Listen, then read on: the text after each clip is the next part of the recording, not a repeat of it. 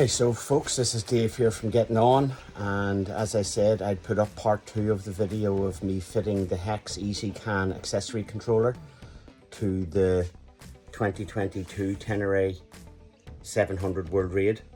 So let me show you what you need to do to configure in the horn so it strobes the lights, and also when you pass the flash. So if you hit the pass button 3 times, it'll strobe the lights. So let me show you what you need to do.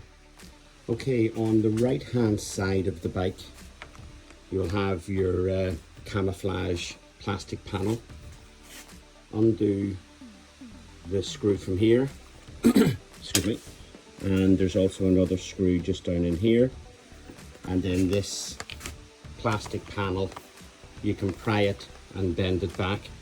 I actually use this screwdriver and then just pry the panel back and just hold it out of the way. So on the Tenere 700 World Raid, possibly the same for the other Teneres, you've got what is the headlight connector here. This is already the adapter cable I've plugged in. So unplug the adapter, or unplug the cable, or unplug the harness. To do so, undo this little clip here in the forks and push it forward. Then you pull this little tab towards you and pop the connector out.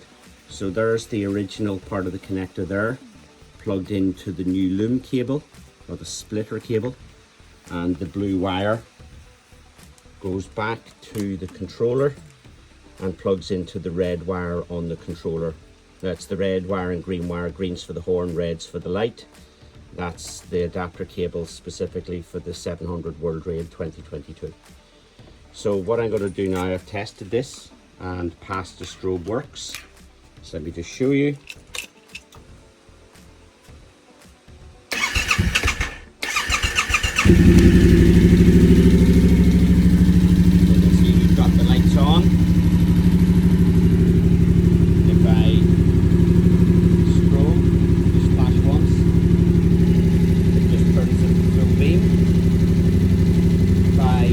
Triple click,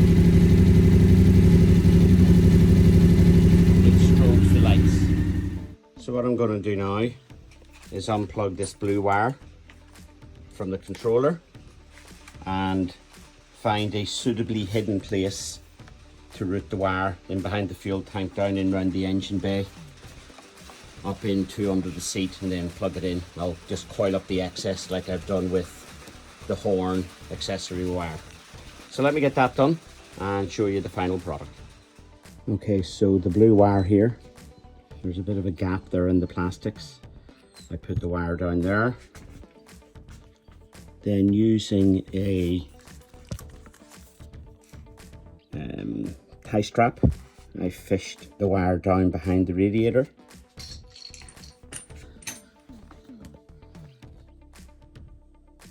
I'll fish it around that wire so I won't be able to see it. Up in behind these cables in the engine area. Took off the right hand side panel and run the cable up here. And then up into the electrical compartment of the bike and plug the cable in here.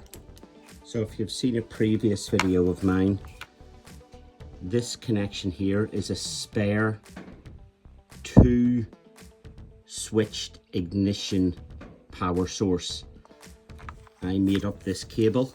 It uses the MT3 connectors. So these are the female, and I put an MT3 male connector here. But if you're looking for your additional auxiliary power outlet, this is it. 2 lives in it, both switched. So there it is, folks, the installation of the Hex EasyCan accessory controller. Here they've codenamed this one Yari for Yamaha motorcycles. So I have it installed here. I've unplugged the Bluetooth module, and in place I have plugged in Bluetooth USB ODD2 diagnostics, which I will then connect up to my Carpator Triple Tech T9 Pro, which I'm waiting for delivery, and then that will feed information to the tablet about the bike and settings and so on.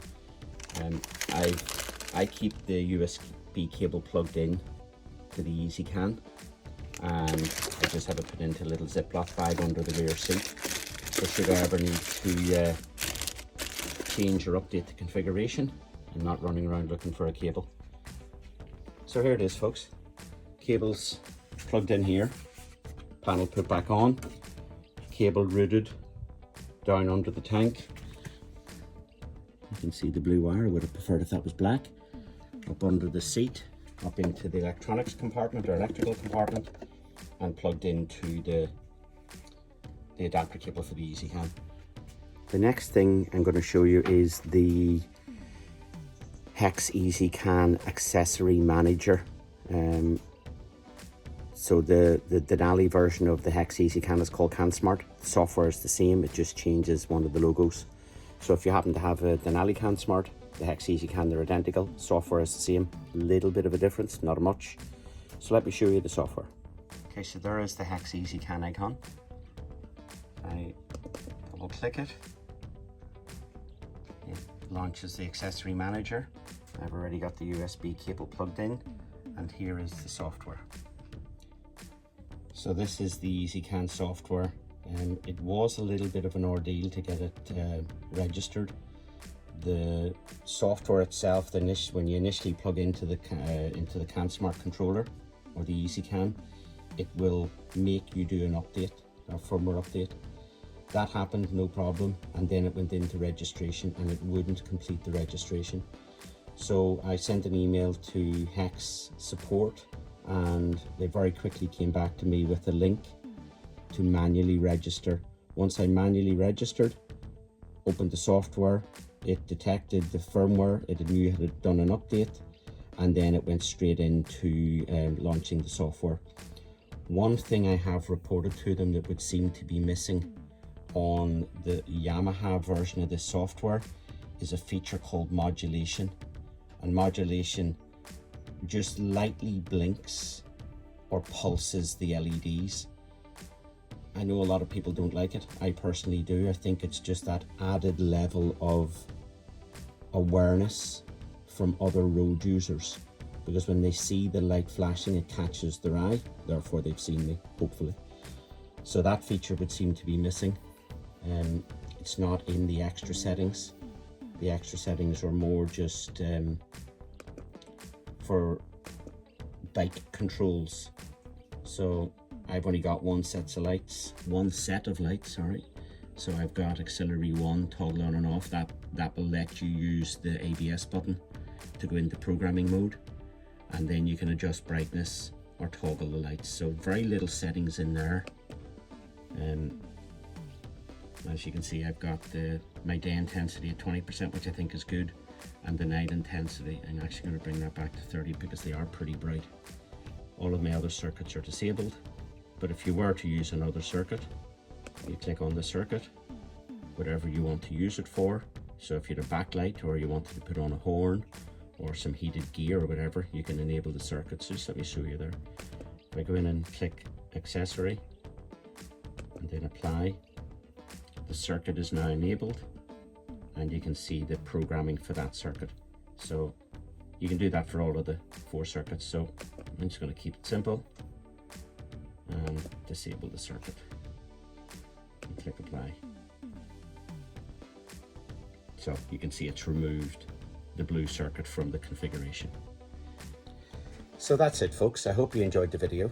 I will be one of the first persons to get one of these Denali CanSmart controllers. I was on a waiting list on back order. So hope you enjoyed the video. If you did, please give it a thumbs up. If you didn't, give it a thumbs down. Any comments or questions, put them into the comment section below. And I would appreciate anybody who'd like to see new content or more content from the channel to subscribe and hit the bell notification so you get notified when new videos come out. Thanks folks, talk to you all again soon. This is Dave from Getting On.